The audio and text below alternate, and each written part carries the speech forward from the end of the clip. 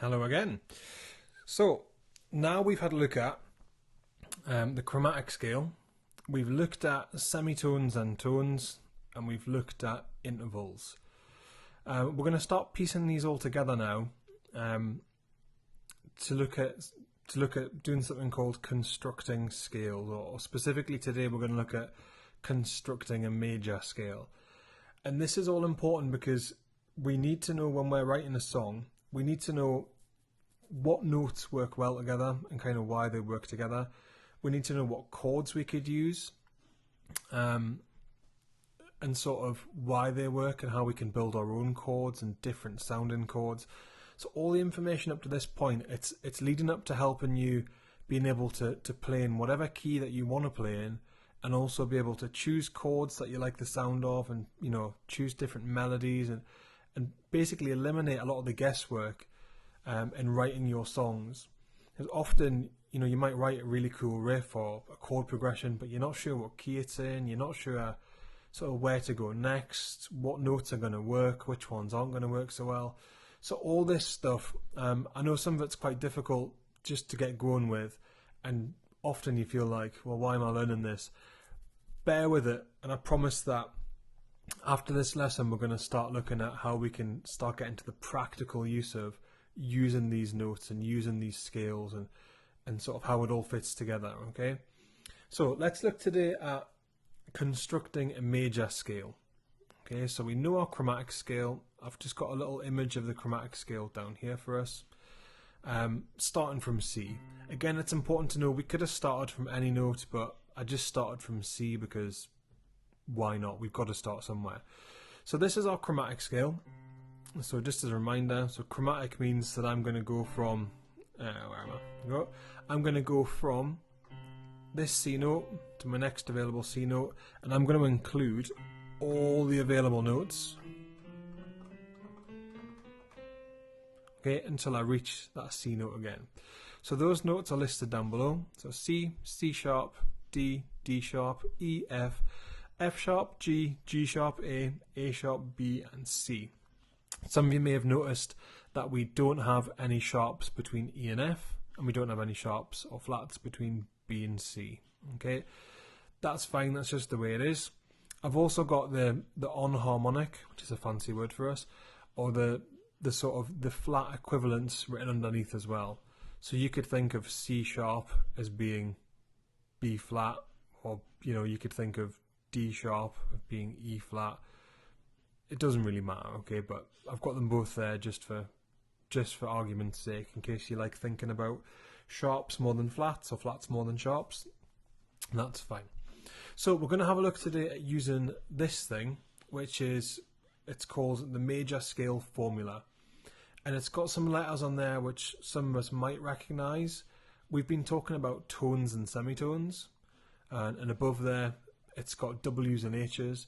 W stand for whole steps. So whole steps are the same as a tone, okay, so two semitones. And half steps are the same as semitones. So you could see them written in both ways. I think one of them's an Americanism, so I'm pretty sure half steps and whole steps is the Americanism.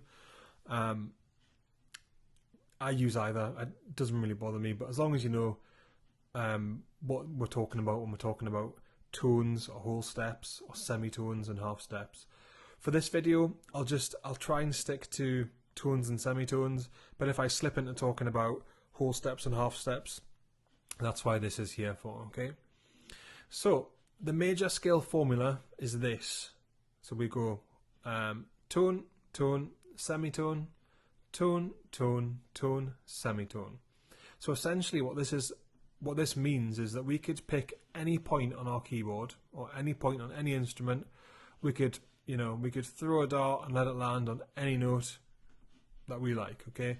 We're going to start with C because it's nice and simple to get your head around to begin with, but it's worth noting that again we could do this from any note, and we will do it from a couple of different notes. So let's just say that our dart has landed on this note here, our C note, okay, or the C there. So let's say we're starting from the C note. What we're going to do is we're going to follow this formula, okay, our tone, tone, semitone, tone, tone, tone, semitone. We're going to follow that formula and we're going to make a note of all these places that we land. So if I go from C and I ascend and I move up the way, okay, so I ascend up a tone. So remember, this is a semitone. So going to that black key would be my semitone, and this would be my tone. So if I move up a tone, or a whole step, C to D, that's my first note that I get, okay? So C, D. From that D note, I'm going to move up another tone, okay, or another whole step. So I'm going to do that same move again. So I'm going to go, there's my semitone, and there's my tone on my whole step. So now I've got, okay, so I've got C's, D's, and E's. So I've went from C, I've moved a whole step, or a tone, I've moved a tone up to D, and I've done another whole step, skipped over that, okay, and I've landed there on E. So C, D, E. So now I'm on this E note. My next step in the formula is S, so semitone or a half step. So if I move a semitone up, my next available note, I get to this F note. So now I have C, D, E, F, okay, and this is where I am, and I've moved up a semitone or a half step. So if I keep following the formula, and I get to here, so it's asking me to go another tone, so 2 semitones, so semitone, tone. I get to that note G, okay, so that's that one, so that step in my formula done. Now it's asking me to do another tone or another whole step. So this would be semitone, tone. So we'll get to that A note. Okay. And then for my next step, again it's asking me to do another tone move or another whole step. So I'm going to move up to here, which is my B note. Okay, and last of all, it's asking me to move up a semitone or a half step, which brings me to there. So it brings me to back to that C note. So if I just pick that C as my starting point and I apply this major scale formula to the chromatic scale, okay, it gives me the notes in that major scale. So because I've started on C and I've applied the major scale formula from C, these notes, okay, are the C major scale. So this is the C major scale. So from the C chromatic scale, I've applied that formula, and now I've got the C major scale. Some of you might recognize that. It's a really sort of familiar sound. It's the do, re, mi, fa, sol, la, ti, do. Okay, sound that you might be familiar with. But what's important here is that we've taken this, okay, we've taken our chromatic scale, we've applied this formula, and we've came out with a major scale. And you could do this starting from any pitch. I just picked C because it's all white notes and it's nice and easy to think about. But let's say we did, you know, a different set of notes. So let's say instead of starting on C, let's say we start on G, and let's do the same formula again. So you can do this along with me, or you can just watch along. I don't mind, whatever you want to do. So if I start on this G note and I apply this same formula again, okay, so tone, tone, semitone, tone, tone, tone, semitone, that's going to give me the notes in a G major scale. So let's do it. So my first step, okay, is tone. So I'm moving here. So I've got G and A. Okay, so there's my first two notes of my G major scale, G and A, and I've done that one. Tick. Now it's asking me to go another tone. Okay, so let's do another tone. So now I have G, A, B. Okay, so that's my first two steps done. And now it's asking me to go to, move forward a semitone. So if I move to my next available note, which is that one. Okay, so now I have G, A, B, C, and I've done the first 3 steps. Okay, so now I'm going to do tone. So from this C, I'll do another tone. Okay, which takes me to there, D, and that's my first 4 steps done. So now from that D, I'm going to go up another tone, starting there. So this would be semitone, that would be my tone. Okay, so that's that step done. It's now asking me to do another tone, so this would be semitone, this would be my tone.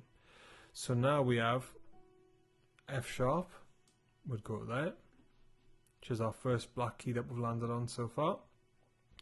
And then last of all, it's asking me to move a semitone from F sharp, so to G. So